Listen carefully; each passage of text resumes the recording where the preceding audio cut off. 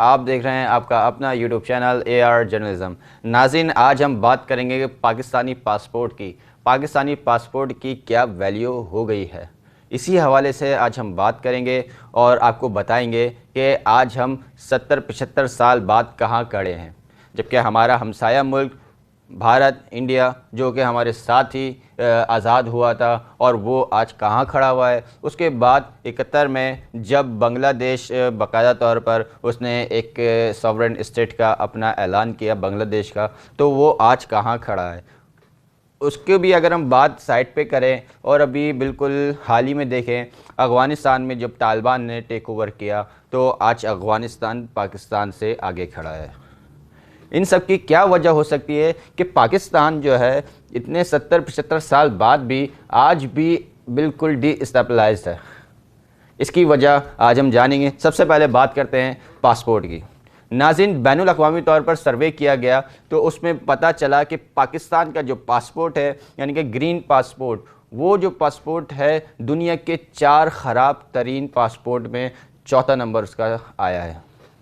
जी नाज़रीन, बहुत से लोग सोच रहे होंगे कि ये पाकिस्तान का तो पासपोर्ट तो पहले ऊपर था, अब ये नीचे कैसा आ गया। उसकी बहुत सारी वजूहात हैं, वही आज डिस्कस करेंगे। सबसे पहले तो ये जो पिछले 5 सालों में जो पाकिस्तान का पासपोर्ट बाकायदा तौर पे बतदरीज नीचे आता गया, इसकी जो वजूहात हैं, सबसे बड़ी वजह यह है कि हमारे पास कोई देर पा हल इसका मौजूद नहीं है। मुल्क चलाने के लिए कोई लॉन्ग टर्म पॉलिसीज़ पे काम नहीं होता है, और इसकी सबसे बड़ी वजह यह है कि आपस के ज़ाती इख्तिलाफ़ात, ज़ाती रंजिशें। हमारे जो पॉलिटिकल लीडर्स हैं, जो सियासी रहनुमा हैं, एक दूसरे पर इल्ज़ाम तराशी, वो चोर, तो भाई तूने ये किया, तुम वो लेके चले गए। क्यों ना इन लोग को चाहिए कि जो कुछ किया सो हो गया, अब एक बैठकर एक हल निकाला जाए, एक पॉलिसी बनाई जाए जो लॉन्ग टर्म बेस पे, यानी कि लॉन्ग टर्म बेस हो, यानी कि 20 साल की एक पॉलिसी बना दी जाए। 5 सालों में 5-5 साल बाद जो हुकूमतें आते रहें उसी पॉलिसी को कंटिन्यू किया जाए। लेकिन ये ऐसा होना नामुमकिन ही नज़र आता है, क्योंकि हमारी यहाँ पॉलिटिकल इंस्टेबिलिटी भी बहुत ज़्यादा है। पाकिस्तान वो वाहिद मुल्क है जिसका कोई भी वज़ीर आज़म अपनी 5 साल मुद्दत मुकम्मल नहीं कर सका। जैसे कि मैंने आपको तज़किरा किया कि इंडिया कहाँ पहुँचा हुआ है।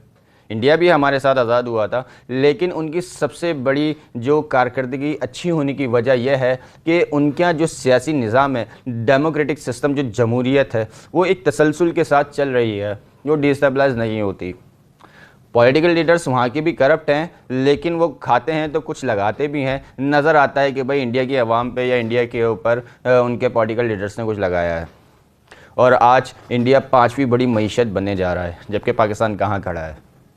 71 में बांग्लादेश आज़ाद हुआ, और आज बांग्लादेश कहाँ खड़ा है। दुनिया की बेहतरीन टेक्सटाइल इंडस्ट्री बांग्लादेश में पाई जाती है, और अब IT सेक्टर पे भी वहाँ पे काम हो रहा है, वहाँ पे टूरिज़म प्लेसेस भी बन रहे हैं। अफ़गानिस्तान की बात करें, अफ़गानिस्तान अभी हाल ही में तालिबान ने टेक ओवर किया। 20-25 साल एक लगातार जंग वहाँ पे चलती रही। उससे पहले भी तालिबान का जो अफ़गानिस्तान का जो एक पूरा माजी है, वो सोवियत यूनियन के हवाले से कि वो भी जंगों में शामिल रहा, और वहाँ पे जंगें होती रहीं। लेकिन आज देखें, तालिबान के टेक ओवर करने के बाद आज अफ़गानी जो रुपया है वो पाकिस्तान से कई ज़्यादा है, 3 गुना ज़्यादा है। और पाकिस्तान कहाँ खड़ा है। पाकिस्तान में जो मामलात हैं उसकी सबसे बड़ी वजह है करप्शन को किस तरीके से काबू किया जाए। जो काबू करने वाले हैं वही करप्ट हैं यहाँ पे, तो ये कैसे चलेगा मामला। बहरहाल मैं तो मेरी तो यही ख्वाहिश है, और मुझ जैसे जो कम अकल रखने वाले लोग होंगे उनकी भी यही ख्वाहिश होगी कि बाकायदा तौर पे तमाम पॉलिटिकल लीडर्स को मिलकर बैठना चाहिए, और मिलकर बैठें और एक देर पा हल पे बात करें। 20 साल 30 साल पॉलिसी बनाएं जो कि मुल्की और अवामी मुफाद में हो। अब तक के लिए इतना ही नाज़रीन, मिलते हैं एक और नए व्लॉग के साथ। अपने मेज़बान अब्दुल रज़ाक को दीजिए इजाज़त। जज़ाकल्लाह।